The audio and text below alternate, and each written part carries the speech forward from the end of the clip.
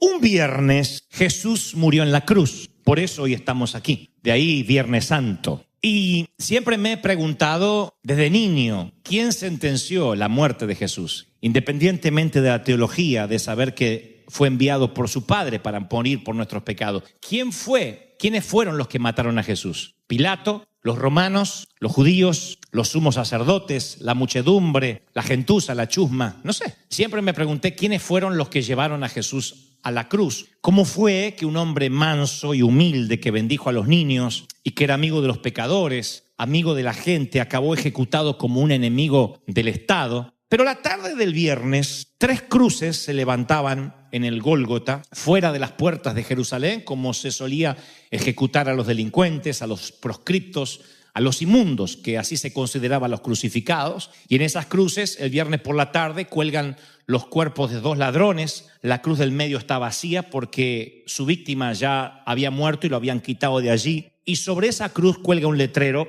que dice Jesús de Nazaret, Rey de los Judíos. Y esa leyenda de alguna manera denota el eje central por lo que pasó la muerte de Jesús, cómo Jesús llegó ahí. Roma dirá el imperio que Jesús tiene que morir porque constituye una amenaza para Roma, y cualquiera que sea una amenaza para Roma debe morir. Pero ¿cómo Cristo puede ser considerado una amenaza? Bueno, porque Él es Jesucristo. Se piensa erróneamente que Cristo era el apellido de Jesús. Algunos creen que Jesús era su nombre de pila y Cristo era su apellido, pero no, es un título. El Cristo es un título, no es el apellido de Jesús. Viene de la palabra griega crío, que significa ungir, significa ungido o significa Mesías. Jesús se dice que era el Cristo, se dice que era el Mesías, no era el apellido de Jesús. Pero hay un imperio romano que considera que Jesús es una amenaza. Después está un montón de muchedumbre, multitudes, en la chusma, como dicen en algunos sitios de México, que está esperando un dirigente que arme una revuelta contra el imperio romano y que les dé un merecido a estos impostores que vinieron a plantar su bandera romana en Jerusalén. En aquel entonces se habían levantado muchos Cristos.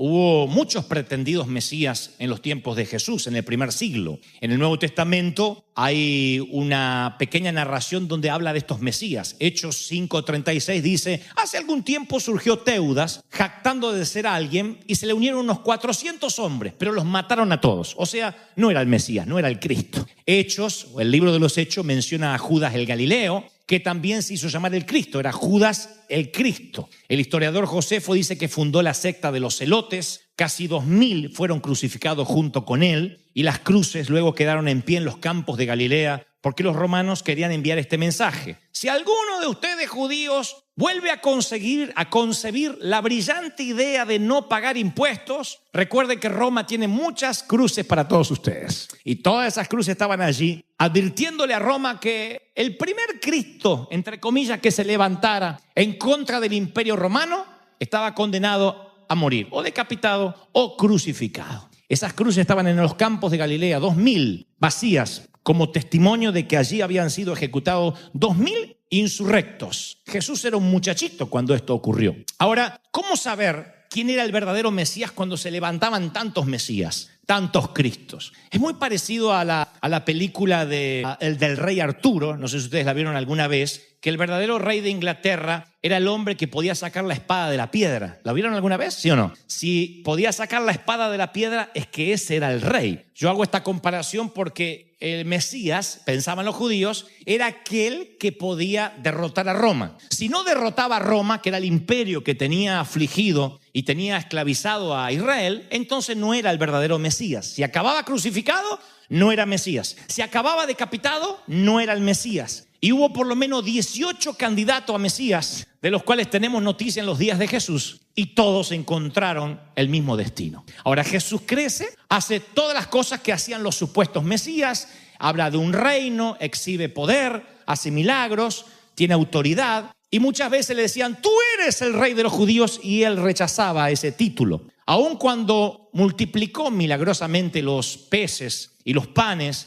la multitud quiso venir y hacerlo su rey a la fuerza, porque dijeron: si este tipo con un poquito de peces y panes, mira lo que pudo hacer, multiplicar a una multitud. ¿Qué podrá hacer con un grupito de espadas y unos carros de guerra? Nos va a llevar a vencer a Herodes, al César. Así que lo querían llamar rey y él decía no. Y se escapaba a los montes solo y jamás levantó un dedo contra Roma. Jesús no era una amenaza militar. Y entonces la pregunta es, ¿por qué acabó en una cruz? ¿Quién lo sentenció? ¿Pilato? Hay de los que dicen, sí, Poncio Pilato al lavarse las manos sentenció a Jesús. Llevan a Jesús ante Pilato y le dicen los sumos sacerdotes, hemos descubierto a este hombre agitando a nuestra nación. Se opone al pago de impuestos, no paga el IRS y afirma que es el Cristo, que es un rey. Afirma que es un rey. Así es como plantean el juego. Así lo llevan a Jesús frente a Pilatos. Están diciéndole, este hombre es un problema para Roma y a César, tu jefe, no le va a gustar. Así que será mejor que hagas algo. Y Pilato se pone en contra de los sumos sacerdotes, no por compasión hacia Jesús, sino porque Pilato está harto de los sacerdotes, los detesta. Y sabe que si les da la razón a los sacerdotes, él se debilita. Así que él, por definición, no quieren que los sacerdotes se salgan con la suya. Y cuando se entera de que Jesús procede de Galilea, le quiere tirar la papa caliente a Herodes, porque Herodes tenía jurisdicción en Galilea. Le dice que se arregle Herodes,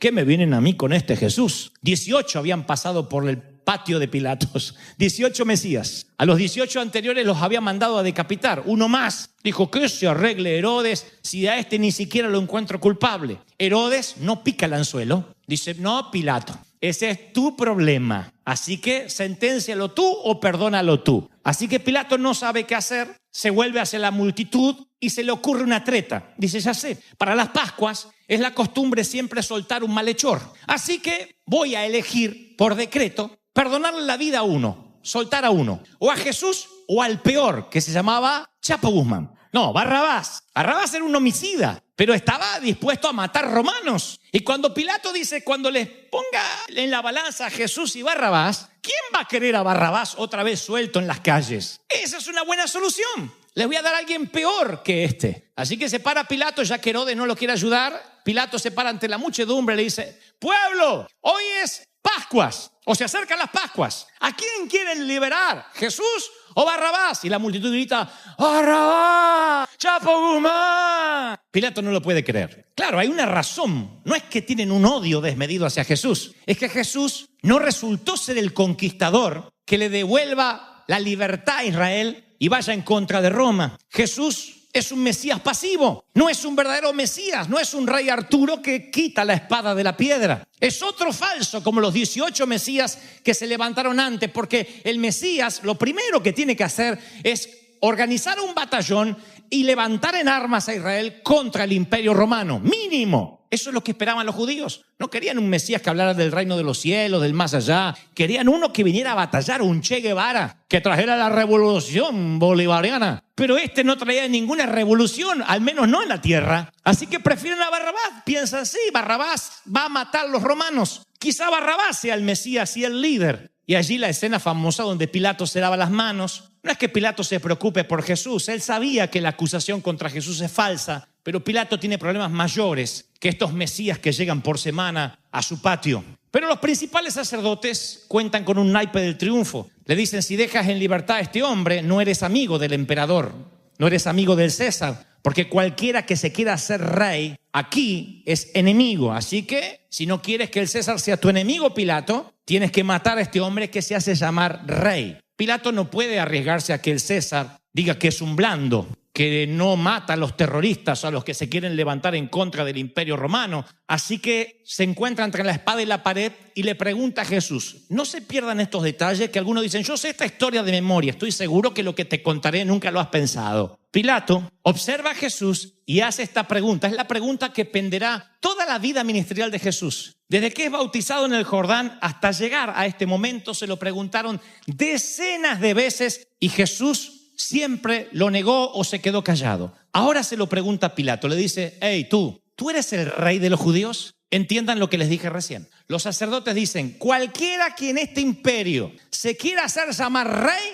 debe morir, porque hay un solo rey que es el emperador. ¿Qué sinvergüenza eran los judíos esto? Ellos odiaban al emperador romano. Lo que le están diciendo Pilatos, hay un solo rey, tú lo dices siempre, ¿sí o no? Sí. ¿Cómo se llama? El César. Hasta la moneda está acuñada con su rostro. Y aquí hay uno que se dice ser rey. Pregúntale. Así que Pilato le dice, ¿tú eres el rey de los judíos? Ese es un momento de dramatismo, porque si Jesús dice, no, yo no soy el rey de los judíos, sale libre de inmediato, porque todas las acusaciones eran falsas. Pero irónicamente, cada vez que le preguntaban a Jesús si era el Mesías, él nunca dijo, sí, soy el Mesías. Si cuando él multiplicó los panes y los peces hubiese dicho, yo soy el Mesías, Israel se hubiese levantado en armas a favor de él. Hubiese dicho, bueno, llévanos a la victoria. Si él hubiese dicho en cualquier momento, soy el Mesías, cuando entraba el domingo de Ramos a Jerusalén, soy el Mesías, la gente lo hubiese levantado como un líder revolucionario y hoy no estaría frente a Pilato.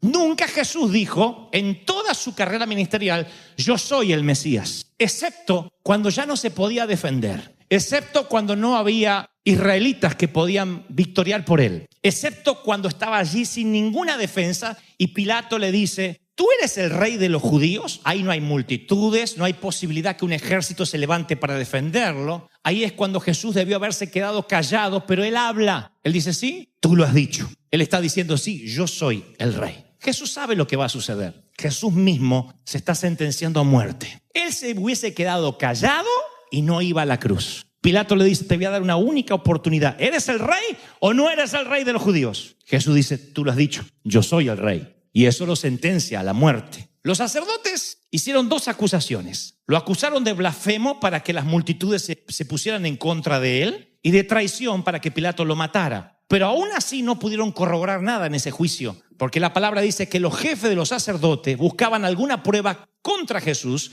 para condenarlo a muerte, pero no la encontraban, porque muchos testificaban falsamente contra él y sus declaraciones no coincidían. Así que Pilato dice, está bien, uno dice esto, uno dice la otra cosa, no encuentro cómo acusar a este tipo. Así que tú eres el único que te puedes liberar a ti mismo. ¿Eres el rey o no eres el rey? Y así Jesús dice, sí, yo lo soy, y sentencia su muerte. Le da a los judíos lo que ellos no pudieron conseguir a través de sus falsos testigos y solo se sentencia. ¿Por qué? Ahí es cuando se me empiezan a clarificar las ideas y me doy cuenta de que Pilato no sentenció a Jesús. Literalmente se lavó las manos y le ofreció ser libre. Los sumos sacerdotes tampoco sentenciaron a Jesús porque sus declaraciones, dice la Biblia, no coincidían, eran falsas. Blasfema. Dice que no debemos pagar impuestos. Jesús nunca dijo eso. Dijo, dad al César lo que es del César y a Dios lo que es de Dios. Así que alguien decía, no, él dijo que hay que darle al César. Otro decía, no, él dijo que vamos en contra del César. Pilato dijo, pónganse de acuerdo si lo quieren matar. Entonces, ¿quién está condenando a Jesús? ¿El César? El César lo único que le importa es el grano. Él quiere que los carros de grano, de trigo, lleguen a destino para poder mantener su imperio.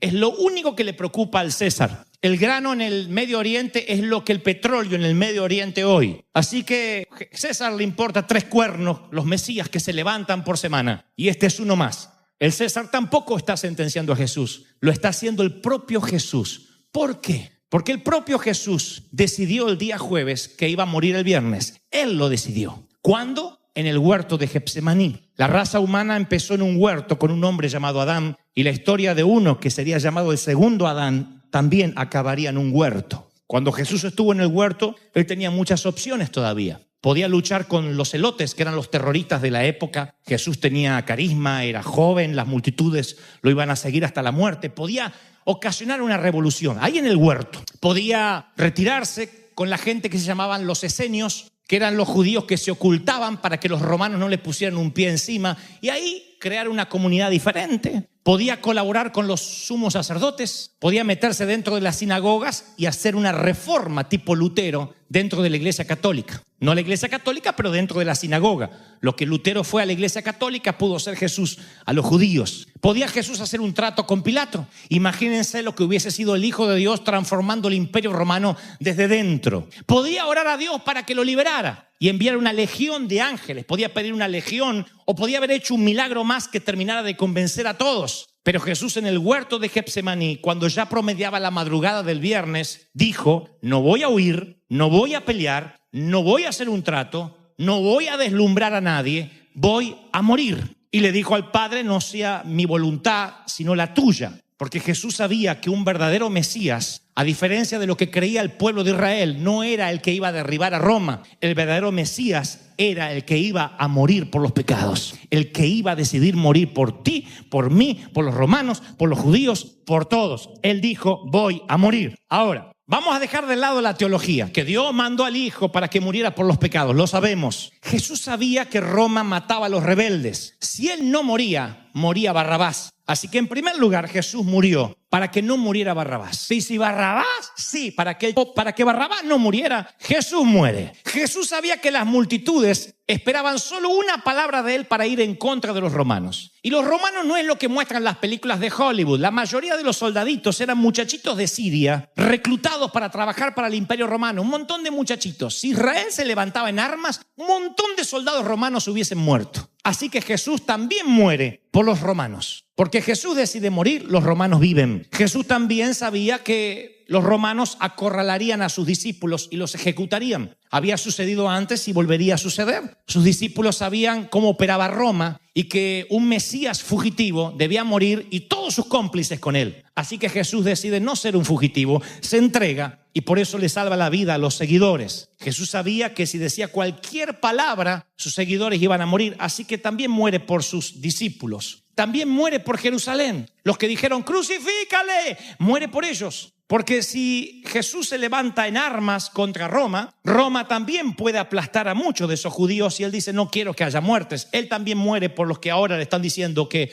debe ser crucificado. Y 2000 años después, su muerte es la más importante y la más recordada en toda la historia del mundo. Pilato escribió sobre su cruz en el idioma del pueblo de Dios, que era el hebreo, en griego, que era el idioma del pueblo culto, y en latín, que era el idioma del Imperio Romano, escribió Jesús de Nazaret, rey de los judíos, para que todo el mundo pudiera leerlo. Y esa no fue la decisión ni del César, ni de Pilato, ni de los sumos sacerdotes, ni de las multitudes. Esa fue la decisión de Cristo. Cristo dijo el jueves, moriré el viernes. Él decidió morir. ¿Quién mató a Jesús? Nadie. Él decidió ir a la cruz. Pudo no haber ido, pero Él decidió morir. Ahora, no se asusten ni me apedreen. Voy a hablarles de la cruz. Este es el símbolo más ampliamente reconocido en todo el mundo hasta el día de hoy. Marca más tumbas, adorna más joyas que cualquier otro símbolo. Está encima de todas las iglesias del mundo de distintos diseños. Hacer la señal de la cruz se conoce tanto en las basílicas, en las iglesias protestantes, en las católicas y hasta por los jugadores de béisbol. La señal de la cruz. Encontrar un logotipo se ha convertido en un gran negocio,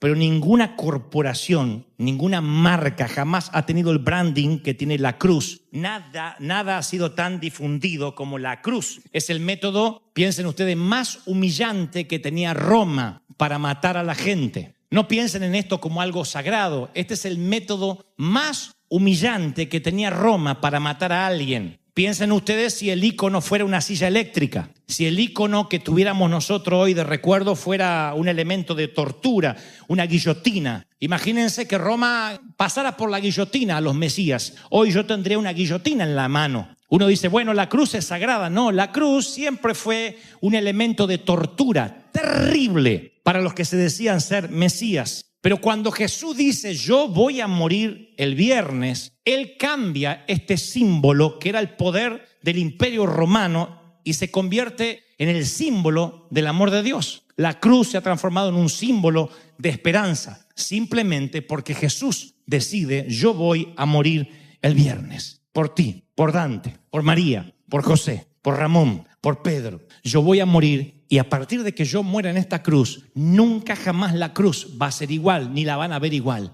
Y a partir de que yo muera en la cruz el viernes, nunca jamás tu vida, ni la mía, ni el mundo entero va a ser igual, porque Cristo murió para darte vida eterna y para que esto sea un símbolo que jamás olvide. Alguien tiene que decirme, amén, aleluya. Ahora, Jesús dice, moriré el viernes y sube a la cruz. Y yo quiero que hoy viernes, 2017 años después de aquel viernes, quiero que vengas al monte, al cerro del Calvario y podríamos recordar cualquier palabra de Cristo, cualquiera de sus frases, pero solo una hoy me vino a la memoria todo el día y fue consumado es. Consumado es significa terminé lo que vine a hacer. Ahora sí soy el Mesías. Ahora sí el rey Arturo quita la espada de la piedra. Él dice, terminé lo que vine a hacer. Y en un mundo donde la mayoría no termina nada, y eso nos lo damos cuenta en cosas pequeñas, un césped cortado por la mitad, un libro a medio leer, una dieta abandonada, ejercicios abandonados, una pared a medio pintar. Jesús dice, no, yo sí voy a terminar lo que vine a hacer. Jesús